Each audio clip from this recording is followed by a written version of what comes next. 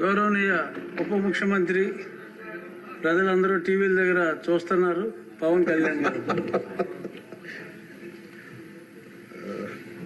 గౌరవ అధ్యక్షుల వారికి హృదయపూర్వక నమస్కారం. నాకు మాట్లాడే అవకాశం ఇచ్చినందుకు గౌరవ ముఖ్యమంత్రి గారికి మీకు హృదయపూర్వక నమస్కారం. నిన్న గవర్నర్ గారి ప్రసంగానికి మనస్ఫూర్తిగా మా పార్టీ తరఫు నుంచి నా తరఫు నుంచి మనస్ఫూర్తిగా దానికి మద్దతు తెలుపుతూ ధన్యవాదాలు తెలియజేసుకున్నాను అధ్యక్ష. ఇక్కడున్న ఎక్కువ మంది చాలా సీనియర్ నాయకులు, మోస్ట్ ఆఫ్ దెమ్. నాకు ఇలాంటి సెషన్స్ ఎలా ఉంటాయో నాకు తెలియదు. ఫస్ట్ టైం నేను అంటే గొడవ ఎలా ఉంటుంది అసెంబ్లీలో నాకు తెలియదు. నాకు చాలా ఆశ్చర్యం కలిగింది ఏంటంటే నేను ఇట్లాంటి గొడవలు టీవీల్లో గతంలో తెలంగాణ నరసింహన్ గారు గవర్నర్గా ఉన్నప్పుడు ఉమ్మడి రాష్ట్రం అప్పుడు గొడవలు చూశాను, టీవీలో చూసామని. అట్లీస్ట్ దానికి ఒక కారణం ఉండిందో ఇంకో విభేదించే పరిస్థితులు ఉన్నాయి. ఇక్కడ విభేదించడానికి ఏముందో నాకు తెలియలేదు. నేను అనుకుంటా ఉన్నాను ఇలా ప్రవర్తించచ్చా, ఇలా చేయొచ్చా అంటే ఇది leaders should lead by example కదా. రాష్ట్రానికి ప్రథమ పౌరులైన గవర్నర్ గారు ఇలా ఈ స్థాయిలో ఉండి ఆయన మర్యాదపూర్వకంగా వచ్చి మన బడ్జెట్ మన రాష్ట్ర విధానాలని ఆయన ప్రవేశపెట్టి మాట్లాడుతూ ఉంటే గౌరవించే విధానం ఇదేనా అని అనిపించింది. సో నేను మనోహర్ గారితో మాట్లాడుతాను, మా సహచరులను మన సివిల్ సప్లైస్ మినిస్టర్ గారితో. నా రూల్ బుక్ మేమిద్దరు మాట్లాడుకుంటే rules of procedure and conduct of business in Andhra Pradesh legislative assembly ఏంటి సార్ ఇలాగే మాట్లాడేస్తారంటే దాంట్లో చూపించాను. Chapter 5లో when the House assembles under Article 175, 176 of the Constitution, every member shall maintain the dignity and solemnity of the occasion before, during or after the governor's address and shall not obstruct or interrupt the address in any manner.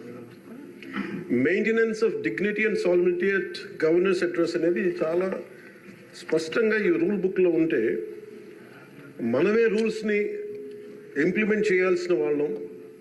వారికి సంఖ్యాబలం ఉందా లేదా పక్కన పెడితే every member of this house has a responsibility to follow the rules. మనమే కనుక రూల్స్ని break చేస్తే ఇంక మన ప్రజలకి కానీ చూసే వాళ్ళకి ఏం చెప్తాం. నాకు చాలా కాలం క్రితం నేను అప్పుడప్పుడు మనోహర్ గారిని అడుగుతూ ఉంటాను, సార్ అసెంబ్లీలో ఇక్కడ ఏమి గొడవలు జరిగినా ఎందుకు కేసులు పడవని, ఇక్కడ ఏమి మీకు కొట్టుకో. ఇది నేను నాకు చాలా కామన్ మ్యాన్ ఒక ఇష్యూ, ఒక ఇంక్విజిటివ్నెస్. అండ్ నాకు పార్లమెంట్లో గొడవ జరిగినప్పుడు ఏమి అవ్వేంటి ఇబ్బంది పెట్టేస్తారు ఏంటంటే ఇక్కడ అవేమి ఉండవు, ఇక్కడ ఇట్స్ ఫ్రీ ఫర్ ఆల్ అన్నట్టుగా మాట్లాడితే వీ హ్యావ్ మోర్ రెస్పాన్సిబిలిటీ. మన మీద రూల్స్ పెట్టలేదు అంటే ఏం కేసులు పెట్టమండి. ఇదే కనుక నిన్న వాళ్ళు చేసిన గొడవే కనుక గవర్నర్ గారి మీద ఆయన సుప్రీంకోర్టు జస్టిస్గా ఉన్నప్పుడు ధైర్యం చేయగలరా, కళ్ళల్లో చూడగలరా?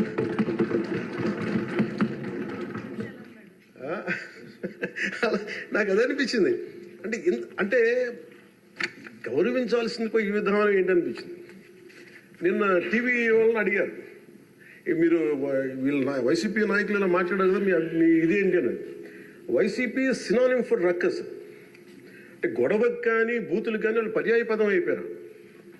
అంటే నిన్న చూసిన గొడవ జరిగిన తర్వాత నాకు నిజంగా అనిపించింది, గౌరవ ముఖ్యమంత్రి గారు అన్ని సంవత్సరాలు వాళ్ళు ఎలాగా వాళ్ళని తట్టుకొని నిలబడ్డారు, ఆయనకి హ్యాట్స్ ఆఫ్ తెలియజేస్తారు. అది ఎంత గట్స్ ఉండాలి, ఎంత దమ్ము ఉండాలి, ఎంత ధైర్యం ఉండాలి. అలాగే నాకు నిన్న గొడవలు జరుగుతుంటే నాకు అనిపించింది, నాకు ఇవే గుర్తొచ్చినాయి అధ్యక్ష. వాళ్ళు ఎప్పుడైతే పేపర్లు విసిరేసి అక్కడ దాకా వచ్చారో నాకు గుర్తొచ్చింది వివేకానంద రెడ్డి గారి హత్య గుర్తొచ్చింది. అంటే వాళ్ళ విధ్వంస విధానం చూశాను. అలాగే ప్రజావేదికని కూల్చిన విధానాన్ని గుర్తొచ్చింది అధ్యక్ష. 200 పైచిలకు ఆలయాలని విధ్వంసం గుర్తొచ్చింది అధ్యక్ష. డాక్టర్ సుధాకర్ గారు చనిపోయిన విధానం గుర్తొచ్చింది అధ్యక్ష. జంగారెడ్డి కల్తీ సారాలో చనిపోయిన చావులు గుర్తొచ్చినాయి అధ్యక్ష. సుప్రీంకోర్టు జడ్జిలతో లెటర్ రాసిన విధానం గుర్తొచ్చింది అధ్యక్ష. వాళ్ళు చేసిన గొడవకి మన హైకోర్టు, ఆంధ్రప్రదేశ్ హైకోర్టు జడ్జెస్ని సోషల్ మీడియాలో బూతులు తిట్టిన విధానం గుర్తొచ్చింది అధ్యక్ష. సోషల్ మీడియా అబ్యూస్ గుర్తొచ్చింది అధ్యక్ష. పత్రికాధిపతులపై దాడులు గుర్తొచ్చినాయి అధ్యక్ష. రివర్స్ టెండరింగ్ గుర్తొచ్చింది అధ్యక్ష, పాలసీ టెర్రరిజం గుర్తొచ్చింది అధ్యక్ష. స్వయాన మీ మీద జరిగిన టార్చరు, దాడులు, ఇబ్బంది పెట్టిన విధానం గుర్తొచ్చింది అధ్యక్ష. మన అడవుల విధ్వంసం గుర్తొచ్చింది అధ్యక్ష. చంద్రబాబు గారిని 53 రోజులు జైల్లో పెట్టి ఇబ్బంది పెట్టిన విధానం గుర్తొచ్చింది అధ్యక్ష. అమరావతి రైతుల్ని దారుణంగా రక్తాలు వచ్చేలా కొట్టి కేసులు పెట్టింది గుర్తొచ్చింది అధ్యక్ష. తిరుపతి కల్తీ లడ్డులు గుర్తొచ్చినాయి అధ్యక్ష. అబ్యూజ్ ఆన్ విమెన్ గుర్తొచ్చింది అధ్యక్ష. మన కళ్ళ ముందు వీళ్ళు విధ్వంసం తెలియజేస్తా ఉన్నారు. వీళ్ళు ఈ స్థాయిలో ఇక్కడ ప్రవర్తిస్తే దానికి సంబంధించి బయట ఇట్లాంటి గొడవలు జరుగుతాయి అధ్యక్ష. ఇది మారాలి అని చెప్పి మనం మాట్లాడితే ప్రజలు మనకి ఈ రోజున ఇంత అత్యధిక బలంతో మనల్ని ఇక్కడ నుంచోబెట్టారు అధ్యక్ష, ఇక్కడ కూర్చోబెట్టారు మనందరినీ. దీనికి గౌరవ ముఖ్యమంత్రి గారు ప్రదేశాలు చెప్తా ఉంటారు. అలాగే ఇది మినిమం గవర్నమెంట్, ఇది మన నరేంద్ర మోదీ గారు చెప్తారు, గౌరవ ప్రధానమంత్రి, minimum government and maximum governance అని. దాంట్లో భాగంగానే చాలా గ్రేట్ అడ్మినిస్ట్రేటివ్ రిఫార్మ్స్ పట్టుకొచ్చారు. ఈ రోజున వాట్సాప్ గవర్నెన్స్ కూడా ముందుకు తీసుకెళ్ళడానికి ఆయన అనుభవం. అంటే మేము ఈ ప్రభుత్వం చేస్తున్నది అధ్యక్ష, ఎక్కడా కూడా ప్రభుత్వం ప్రజలకి సామరస్యపూర్వకంగా ఉండాలి, ఎక్కువ సానుకూలంగా ఉండాలి, ఎక్కువ బాధ్యతలు పెట్టాలి, ఎక్కువ బరువు పెట్టకూడదు అనే విధంగా గౌరవ ముఖ్యమంత్రి గారి ఆధ్వర్యంలో నడుస్తూ ఉంది ప్రభుత్వం. మేమందరం ఆయనకి సహాయ సహకారాలు అందిస్తా ఉన్నాం అధ్యక్ష. Governor his excellency Abdul Nazeer గారికి రాష్ట్ర ప్రభుత్వ అధిపతిగా గవర్నర్ హోదాలో శాసనసభను ఉద్దేశించి రాష్ట్ర అభివృద్ధి భవిష్యత్ నమూనాను దిశానిర్దేశం చేసినందుకు వారికి నా హృదయపూర్వక కృతజ్ఞతలు. అలాంటి ఉన్నతమైన వ్యక్తి ఇస్తున్న సందేశాన్ని చూసి వైసీపీ వాళ్ళు బాయ్కాట్ చేయడం చాలా దురదృష్టకరం. ఇలాంటి ఆయన చూస్తా ఉన్నాను అధ్యక్ష. ఇట్లాంటి ఇబ్బంది పెట్టే సమయంలో కూడా ఆయన ఆరోగ్యం కూడా సరిగ్గా లేదు, జ్వరం వచ్చిన సమయంలో కూడా ఆయన ఎంత ఇబ్బంది పెడుతుంటే ఆయన చాలా సక్సెస్ఫుల్గా ఆయనకి ఇచ్చినందుకు మనస్ఫూర్తిగా వారికి నా ధన్యవాదాలు, నా కృతజ్ఞతలు తెలియజేస్తాను. చట్టసభలు దేవాలయాలు లాంటివి రాజ్యాంగాన్ని పరిరక్షించేందుకు 5 కోట్ల ఆంధ్రప్రదేశ్ రాష్ట్ర ప్రజల భవిష్యత్తుని నిర్ణయించే వేదిక ఇది.